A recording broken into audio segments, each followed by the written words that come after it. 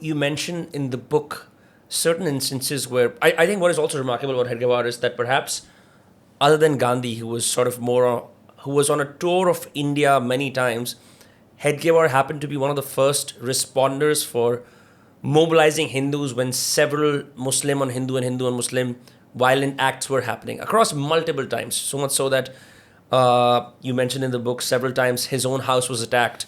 And so he saw this from a very grassroots level.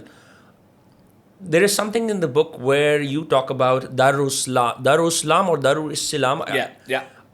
I would love for you to shed light on what that is and how that is critical to that understanding that the social fabric of that Yes. time. So yeah, I mean, let's analyze this if you don't mind. Of course. In order to kind of unpackage this, I just have to take you back to 1918, right? In 1918, World War I ends. The Ottomans sided with Germany, right, and the Austro-Hungarian Empire. That side lost, and when the Ottoman Empire lost, and the European powers, France and Britain, took the Ottoman Empire, they effectively dissolved it. They ripped apart the Ottoman Empire and they carved out territories between themselves, right? And the seat of the Caliph was gone. Now, for the Hindu world, it's like a footnote in history. Sure. But for the Muslim world, it is the most catastrophic event in 1400 years of Islamic history. And I don't think Indians understand this. And I think I try and just scratch the surface in the book. The book is not about that. But it certainly does affect the RSS and the journey of the Hedgewarian mind. So in 1918, when the Ottoman Empire is dissolved and the seat of the Caliph is gone, the Islamic world goes through a crisis of faith across the world. And essentially, it breaks down into three buckets. There's a bunch of Muslims who basically say, look, the problem with this humiliation, the root cause of this humiliation is Islam itself. We have to get rid of it. And these became the secularists. Ataturk, right? Ataturk and that movement is a symbol of that. That Islam was the problem. Islam was the problem with this humiliation, so we should get rid of it. And we should go back to who we are, which is we're Arabs, we're Persians, Right. we're Berbers, and go on the nationalist, ethnic identity. Yeah. And then eventually they had the Young Turks movement. Correct, exactly, Yeah. right? So that's that group. The middle group was, well, look, Islam is not the problem. We're Muslims, and but it's that Islam needs to be reformed. Islam needs to be renovated. And so these were the Muslims that thought it needs to be, Islam needs to be pointed towards science and technology, embracing certain values of individualism, right? And so on and so forth. These were the modernists. So here you got the Ba'ath parties, and you got the Shahs of Iran, Right. Right? And you saw what happened to Afghanistan and how it modernized, and Iran modernized, and that's that middle bucket. In the subcontinent, fortunately or unfortunately, it depends on how you see it, a certain form of Islam grew, the third bucket, which was that this humiliation has been meted out by Allah because we're not Muslim enough. We're not pious enough. For the first time in 1400 years, there is no caliph on earth. That means that Dar Islam has been destroyed by the great Satan of the West, right? Consumptionism, materialism, capitalism, right? Christianity, right? Oh my God, these, and so how could Allah allow this to happen? Well, it must be because it is punishing us, and therefore we're not pious enough. And so in that bucket, you got Salafism, Wahhabism, Berweli, Deobandi Islam. Now, Indian Islam is Deobandi Islam. Pakistani Islam is Deobandi Islam, largely. Berweli Islam, all this mixed in with a bit of Salafism and Wahhabism and all that. But either way, however you want to cut the cloth, it's basically fairly conservative, orthodox Islam. This is what grew up in this part of the world. India did not get the secularists. India did not get the reformists. India got the orthodox traditionalists, right? For better or worse. Now, and remember when Deobandi Islam was founded, it's not an old school of Islamic thought, right? Within the Sunni canopy. It was 1857, after the First War of Independence. Deobandi in UP, Deoband. Yes. That's where the seminary is founded. And for most part, up until 1918, Deobandi Islam did not catch traction within the Indian Muslim world. After 1918, Deobandi-ism spreads like wildfire because there's a crisis of faith. There's a crisis of identity. When you see, people don't understand this, that when you understand what the Muslim identity is, now I'm not making a moral judgment, so do not misconstrue this. Of course. But I'm making a theological, philosophical point that when one is a Muslim, one no longer identifies with the soil. One no longer identifies with land. That's idolatry. One identifies with Allah, the only truth, right? And His Prophet, and the Rashwadeen, the rightly guided ones. Or even the religious sites in the Arab world. Correct, yes. Mecca, right? And Medina and so on and so forth. If you liked the episode, please leave your key takeaways in the comments. It helps us decide future episodes. And of course, make sure you follow Dostcast on Spotify. Dostcast to the moon.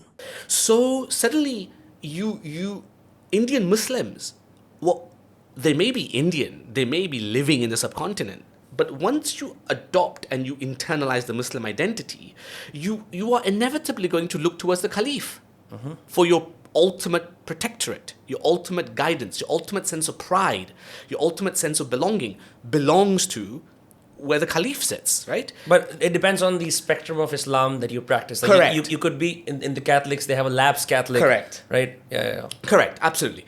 And so when the Ottoman Empire is not there anymore, who do the Muslims look towards? Where do you look for your true north, right? Who is now in control of Islam? Who now is the figure point?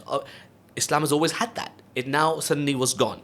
Of course, I am simplifying it for the sake of the podcast, and I'm caricaturing it somewhat, but you get the gist, right, for the listeners. So this particular orthodox, conservative form of Islam takes root in India. Now, this conservative root of Islam basically says music is haram. Music is bad. You look at the root causes of all the so-called Hindu-Muslim clashes. Right. It is all around Hindu festivals, which are noisy, colorful, and mosques, where suddenly this was being preached day in, day out, that music is haram, music is bad, and now you've got these noisy musical festivals, and now there's a rub. Now Muslims are saying, hey, don't come here with your processions, disturbing us. And the Hindus are saying, what are you talking about? We've done this for hundreds of years. We've always done this, and we'll continue to do this. And this is where the rub happens. It's always around these petty scenarios, what I would consider petty scenarios, where the rub happens. But the tensions are being built up. And now and you look at the list of deaths that the British kept all over the 1920s, in pretty much every major city in India, the deaths are usually Hindus. Because the Muslim community was somewhat organized, right? Mosques were there as nodes for social capital, what's called bonded social capital, within the Muslim community. So they were fairly organized. But Hindus are generally fragmented. And so Hindus were easy pickings, right, in that sense. And so there was this certain assertive, militant form of Islam that was taking root across India. And really the Hindu leadership or the Indian leadership, because I couldn't call Bose or Gandhi or Nehru Hindu leadership. I mean, these were secular leaders.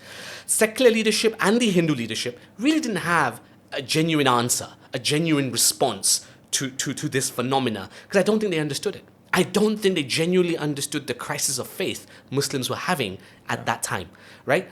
I think Hedgewar got it. And why do I think Hedgewar got it? Because one of Hedgewar's key influences during his most formative stage when he was at university was a Maulvi, a man called Likat Hussain, who I believe influenced him significantly and taught him the nuances of what was going on within the Islamic world. And so when World War I occurs, Hedgewar is one of the first to start recognizing that Indian society is about to go through a rupture that it's never seen before. And that rupture, sure enough, happened. So what you're saying is that during this time, the conservative Islamic world was strengthening their social bonds, was accumulating social capital, And the Hindu world was fragmenting. And therefore the Hindu is the other. The problem Right. with bonded capital, by the way, the side effect of bonded capital is that it's really good for those who are in the bonded group. But if you're not in the bonded group, you're the other. There's an Right. othering that happens. That's the downside of all bonded capital, by the way, right? So there's always the other. So the Hindu became the other, the kafir, the and of course, remember, and let's not be romantic. As somebody who spent a lot of time studying Islam, both formally and informally, there's plenty of quotes and surahs and sunnah and hadiths that bigots can copy and paste and say, see, these others are the problem, right? So it's very easy to do that and to rile up angry young men, Sure. right? So that's that. Second thing is, we have to understand, and again, it's naive of us if we don't cover this, that there was genuine attempts by clerics in India who were Indian to create a Dar Islam, a new caliphate in India. The Kerala Mappila, again, massacre or riots, or however you want to frame it, were explicitly, not my words, by the man himself, who the cleric who led this. He was not some fringe cleric, huh? He was not some. He was a well-trained Islamic scholar who basically said that the new caliphate has to be then established. The Dar es Salaam has to be established in Kerala, in India, and so he set out on this mission. Again, utopian dream. But this is what all fundamentalists do. They create utopian dreams and lead thousands of men and women into disaster. We see that across the world, right? Whether you're Lenin or you're Mao or you're Pol Pot. If you're a utopianist, chances are you're going to lead people to disaster. This man was a utopianist, a conservative, orthodox, Muslim utopianist who led the Mappila community into disaster. Thousands of men were killed. Thousands of women were killed on, and remember the Mappila massacre not just killed British soldiers who were Indian and police officers. They killed, according to British reports, some part of 30,000 people. Thousands were killed, 30,000 people were forced out of their homes, and thousands were converted either through rape or through at the end of a sword. And then when the British regiments arrived, they were also brutal because this was an uprising against the state. Why were the British so brutal against the Mappila uprising? It was not because they were criminals and they had massacred so many Hindus.